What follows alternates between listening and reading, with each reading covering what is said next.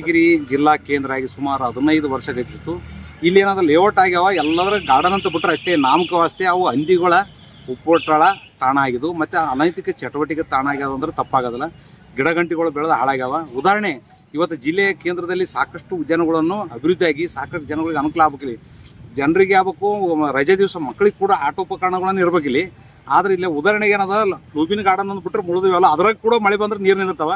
ಇಲ್ಲಿ ಹೊಸಳಿ ಕ್ರಾಸಲ್ಲಿ ಇರ್ತಕ್ಕಂಥ ಒಂದು ಉದ್ಯಾನವನ ನೋಡ್ರಿ, ಬೃಹತ್ ಈ ಯಾದಗಿರಿ ನಗರದ ದೊಡ್ಡದಂದ್ರೆ ಈ ಭಾಗದ ದೊಡ್ಡದು ಉದ್ಯಾನವನ ತಪ್ಪಾಗಲ್ಲ. ಸಾಕಷ್ಟು ಇದರಲ್ಲಿ ತಪ್ಪಲ್ಲ, ಗಿಡ ಗಂಟೆಗಳು ಬೆಳೆದ ಹಾಳಾಗಲಾಗ್ತಾವ. ಕುಂದಿರ್ತಕ್ಕಂಥ ಆಸನಗಳು ಎಲ್ಲ ಒಡಾಕ್ಯಾರ. ಇದ್ರಾಗೆಲ್ಲ ಸಂಜೆ ಆದ ತಕ್ಷಣ ಹುಡುಗರು ಕುಂತ್ಕೇಸಿ ಏನಾದ್ರು ಮದ್ಯಪಾನ ಸೇವನ ಅನೈತಿಕ ಚಟುವಟಿಕೆ ತಾಣ ಆಗಿರ್ತಕ್ಕಂಥದ್ದು ಮೇಲ್ನೋಟ ಕಂಡು ಬರ್ತದೆ. ಮತ್ತೆ ಇಲ್ಲಿ ಇರ್ತಕ್ಕಂಥ ಇನ್ಸ್ಟ್ರೂಮೆಂಟ್ಗಳನ್ನು ಎಲ್ಲ ಮುರಿದು ಹೋಗ್ಯಾವ.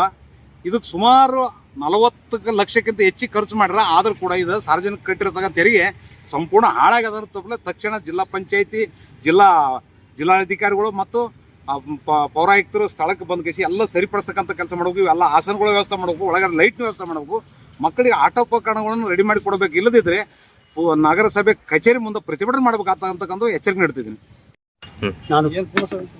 ನಾನು ನಜರತ್ ಕಾಲನಿ ನಿವಾಸಿ ರೀ. ಇಲ್ಲಿ ಮೊದಲು ನಾವು ನೋಡಿದಾಗ ಇಲ್ಲಿ ಗಾರ್ಡನ್ ಇಷ್ಟು ಚೆನ್ನಾಗಿತ್ತು. ಹುಲ್ಲು ಇವೆಲ್ಲ ಐಟಮ್ಸ್ಗಳು, ಸ್ಪೋರ್ಟ್ಸ್ದು ಎಲ್ಲ ಇದು ಮಾಡಿದರು. ನಾವು ಹಿರಿಯ ನಾಗರಿಕರೆಲ್ಲ ವಾಕಿಂಗ್ ಮಾಡ್ತಿದ್ವಿ. ಇಲ್ಲಿ ಭಾಳ ಚೆನ್ನಾಗಿತ್ತು. ಇತ್ತೀಚೆಗೆ ರಾತ್ರಿ ಒಳಗೆ ಇದೆ ಅನೈತಿಕ ನಡೆದು ಬಿಟ್ಟಾವ. ಹುಡುಕರು ಅದು ಇದು ಹಾವಳಿ ಆಗಿದೆ ಜಾಸ್ತಿ. ಅದಕ್ಕೆ ಇದು ನಗರಸಭೆ ನೋಡ್ಕೊಂಡಿದ್ವಿ, ಸ್ವಚ್ಛ ಮಾಡಿದರೆ ಭಾಳ ಒಳ್ಳೇದಾಗ್ತದೆ. ನಾವು ಇಲ್ಲರೂ ಅಲ್ಲಿ ಅಡಪುರ ಲೇಔಟ್ಗೆ ಹೋಗ್ತೀವಿ. ನಾವು ಅಲ್ಲಿ 2 ಕಿಲೋಮೀಟ್ರ್ ದೂರ ವಾಕಿಂಗ್ ಹೋಗ್ತೀವಿ ರೀ. ಇದು ತೊಂದರೆ ಆಗಿದೆ. ಇಲ್ಲಿ ಕೂಡ್ಲಿಕ್ಕೆ ಏನೂ ಇಲ್ಲ ರೀ.